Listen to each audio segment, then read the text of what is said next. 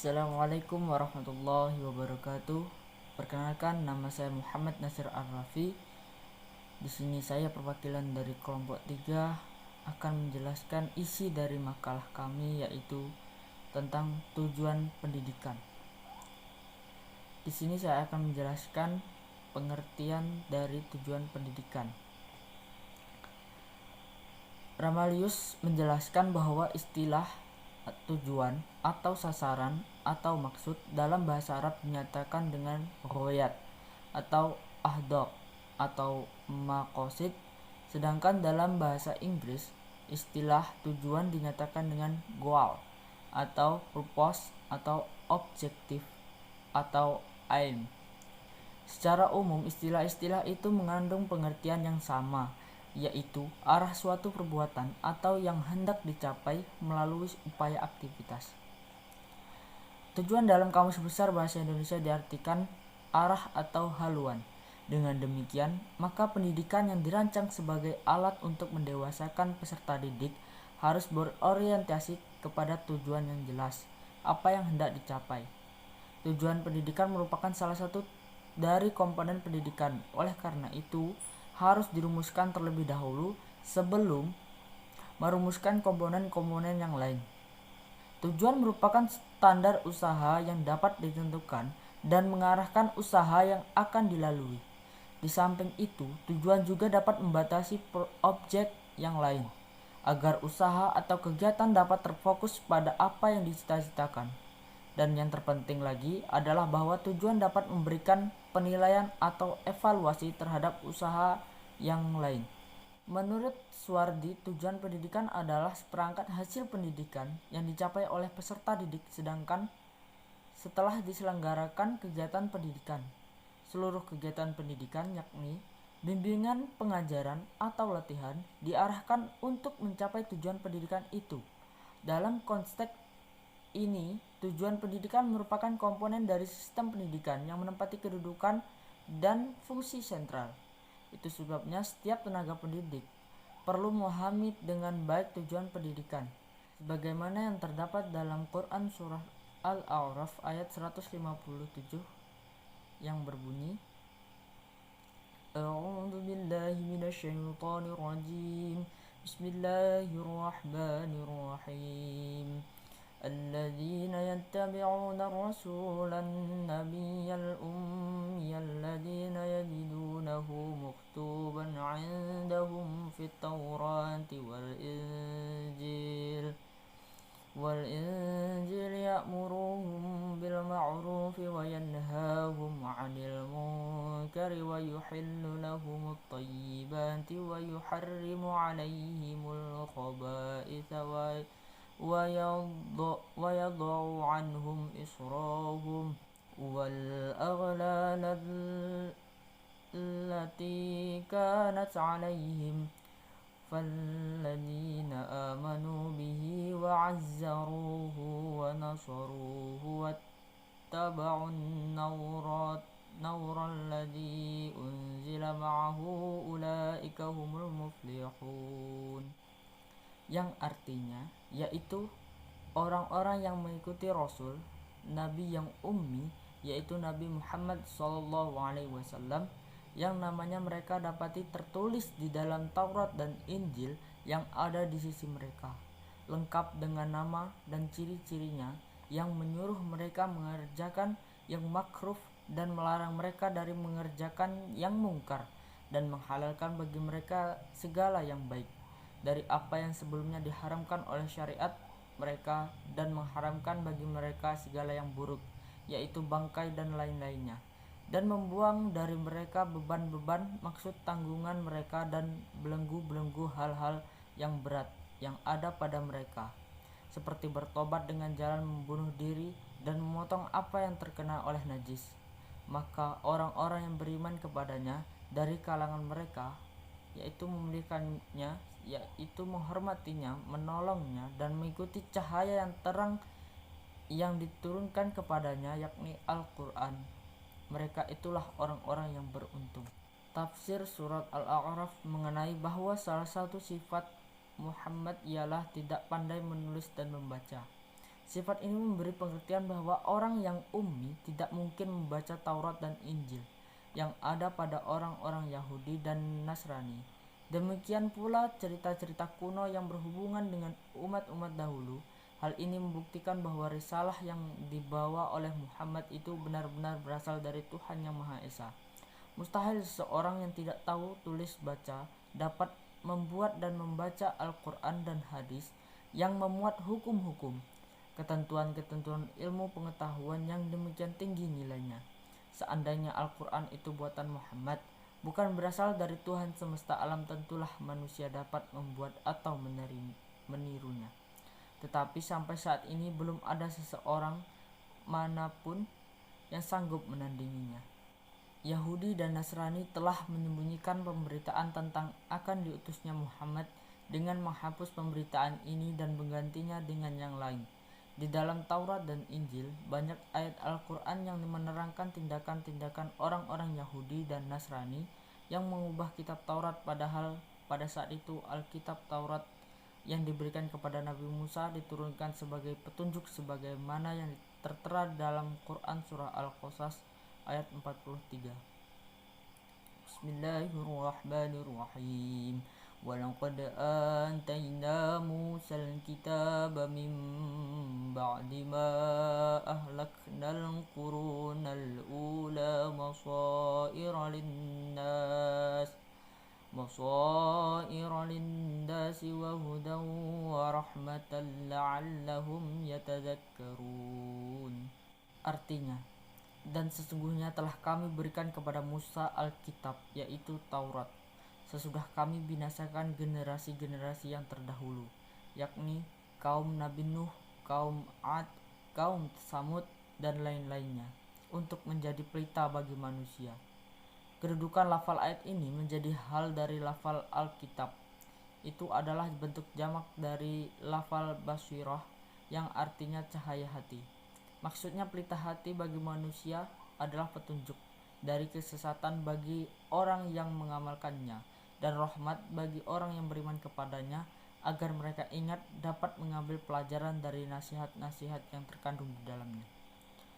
Ayat di atas merupakan salah satu dasar yang menerangkan bahwa Allah telah menurunkan kepada Nabi Musa kitab Taurat sebagai rahmat baginya dan kaumnya. Tafsir Kemenak menjelaskan bahwasannya dalam ayat ini terdapat hikmah dan hukum yang membimbing manusia menuju kebahagiaan dunia dan akhirat.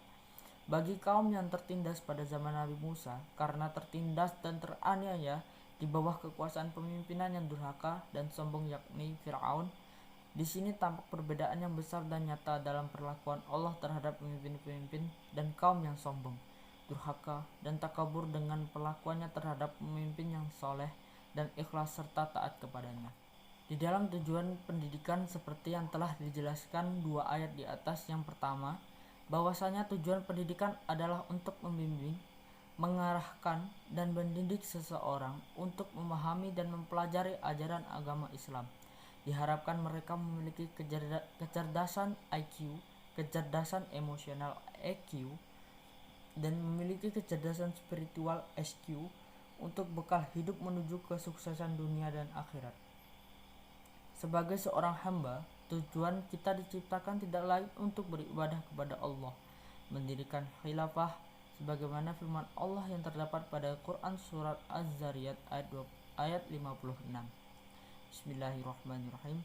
Wa ma khalaqtul jinna wal insa illa liya'budun. Artinya, dan aku tidak menciptakan jin dan manusia melainkan supaya mereka mengabdi kepadaku. Perkenalkan, nama saya Laila Evrilia Marhalata. Saya di sini akan melanjutkan presentasi mengenai bentuk-bentuk tujuan pendidikan di dalam Al-Quran. Adapun tujuan pendidikan di dalam Al-Quran, yang pertama, yaitu manusia menjadi hamba yang memiliki akhlak yang mulia, sebagaimana tercantum di dalam Quran surat Al-Ibrahim ayat 25. Dalam ayat ini digambarkan bahwa pohon yang baik itu selalu memberikan buah pada setiap manusia. Oleh sebab itu, manusia yang mengambil manfaat dari pohon itu hendaklah bersyukur kepada Allah, karena pada hakikatnya ilmu pengetahuan yang telah diperoleh melalui seseorang adalah karunia dan rahmat dari Allah. Demikian pula halnya kata-kata baik yang kita ucapkan kepada orang lain, misalnya dalam memberikan ilmu pengetahuan yang berguna, manfaat akan didapatkan oleh orang banyak. Setiap orang yang memperoleh ilmu pengetahuan dari seseorang guru haruslah bersyukur kepada Allah, karena pada hakikatnya ilmu pengetahuan yang telah diperolehnya melalui seseorang adalah karunia dan rahmat dari Allah. Kita harus senantiasa mempergunakan kata-kata yang baik dan sopan, serta menjauhi ucapan-ucapan kotor dan kasar, karena ucapan-ucapan itu akan ditiru oleh anak-anak mereka. Yang kedua, yakni mempersiapkan bekal hidup di dunia dan di akhirat. Bahwasanya semua perbuatan itu pasti ada pertanggungjawabannya, serta membuktikan adanya balasan di hari akhir. Sebagaimana tercantum di dalam Quran Surat At-Taubah ayat 88-89. Untuk pada ayat 88 di sini, di dalam tafsir Al-Misbah diterangkan bahwasanya Rasulullah dan orang-orang mukmin yang telah berjuang dengan mengorbankan harta dan jiwanya demi mendapatkan keridhaan Allah dan demi menegakkan agama Islam. Hanya merekalah yang akan memperoleh kebaikan dunia berupa kejayaan, kemenangan, dan amal soleh. Dan hanya mereka pula yang akan memperoleh keberuntungan. Kemudian di ayat At-Taubah ayat 89 diterangkan bahwasanya Rasulullah dan orang-orang mukmin itu senang dan gembira berperang dengan harta dan dirinya untuk membela dan meninggikan kalimat Allah untuk menyiarkan agama Islam. Mereka lebih mencintai Allah daripada mencintai harta kekayaan dan diri mereka. Keyakinan mereka kalau hidup hendaklah hidup mulia dan terhormat, dan kalau mati hendaklah mati syahid di medan perang. Kemudian mereka juga percaya bahwasannya berjihad fisabilillah itu akan mendatangkan kebaikan yang banyak kepada mereka dan umat Islam. Mereka juga meyakini bahwasannya adanya kehidupan di hari akhir. Kemudian kebaikan-kebaikan itu yang akan menolong mereka pada hari akhir. Dan Allah akan meninggikan derajat mereka di akhirat nanti. Di dunia menjadi orang yang mulia dan terhormat, sedangkan di akhirat mendapatkan balasan surga Jannatun Naim yang penuh dengan kesenangan dan kenikmatan yang abadi. Di dalamnya surga itu mengalir sungai-sungai yang menyejukkan, kesenangan dan kebahagiaan yang berlimpah yang telah Allah berikan kepada orang-orang mukmin. Dalam tafsir Al-Misbah pula dijelaskan bahwasannya disediakan pula bagi mereka kenikmatan yang abadi di dalam surga yang dialiri bermacam-macam sungai. Itu semua merupakan keberuntungan dan keberhasilan yang amat besar. Kemudian yang ketiga, yakni menumbuhkan dan menambah ilmu pengetahuan tentang adab, pengetahuan keagamaan, hukum-hukum Islam, dan upaya untuk mengamalkan dengan penuh sukarela. Untuk ini sejalan dengan firman Allah, Quran Surat Al-Baqarah ayat 221. Di sini diterangkan bahwasanya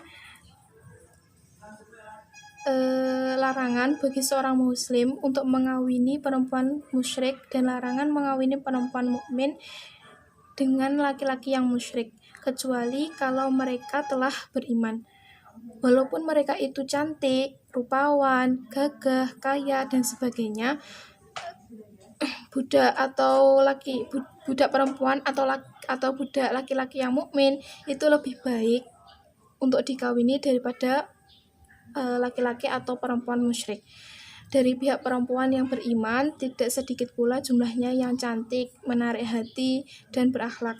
Dalam hadis lain, Rasulullah bersabda bahwasanya perempuan itu dinikahi karena 4 hal. Yang pertama karena hartanya, yang kedua karena keturunannya, yang ketiga karena kecantikannya, dan yang terakhir karena agamanya.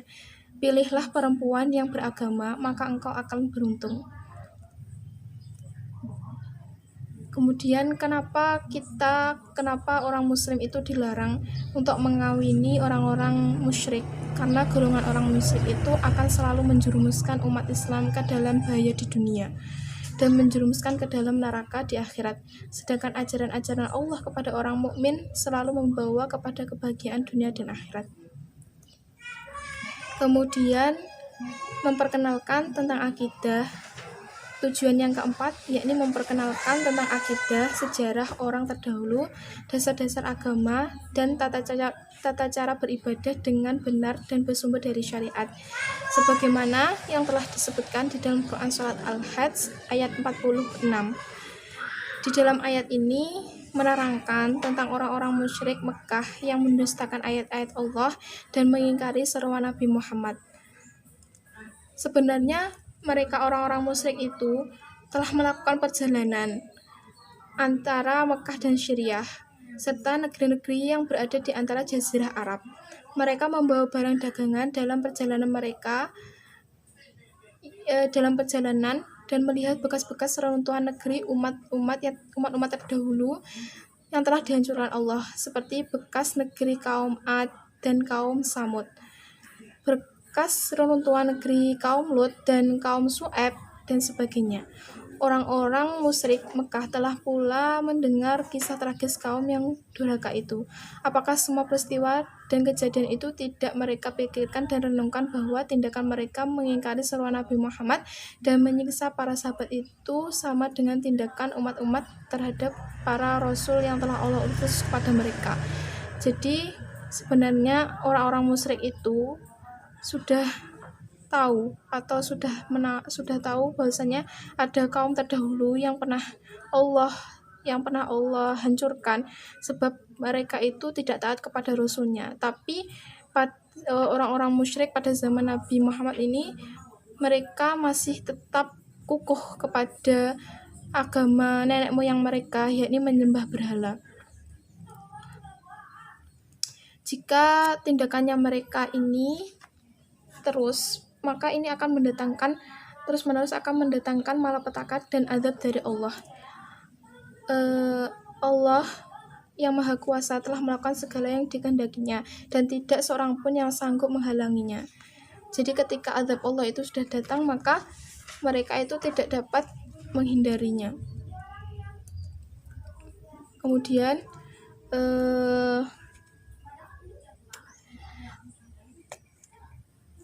mereka melihat sikap mereka itu, sebenarnya mereka itu tidak buta mata, melainkan mereka itu buta hati.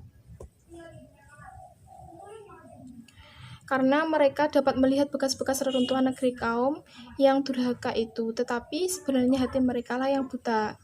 Itu telah tertutup untuk menerima kebenaran. Yang menutup hati mereka ialah pengaruh adat, kebiasaan, dan kepercayaan mereka dari nenek moyang mereka yang telah saya sebutkan tadi. Mereka tetap kukuh kepada agama mereka, yakni menyembah berhala. Oleh karena itu mereka merasa dengki kepada Nabi Muhammad dan para sahabatnya, sehingga mereka tidak dapat lagi memikirkan dan merenungkan segala macam peristiwa duka yang telah terjadi dan menimpa umat-umat terdahulu.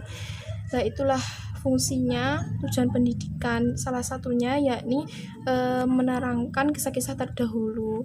Mungkin sekian dari kelompok kami, ada kurang lebihnya kami mohon maaf. Apabila ada yang ingin ditanyakan lebih lanjut, silahkan didiskusikan di kolom komentar, di kolom itu Ngopi. Sekian, wassalamualaikum warahmatullahi wabarakatuh.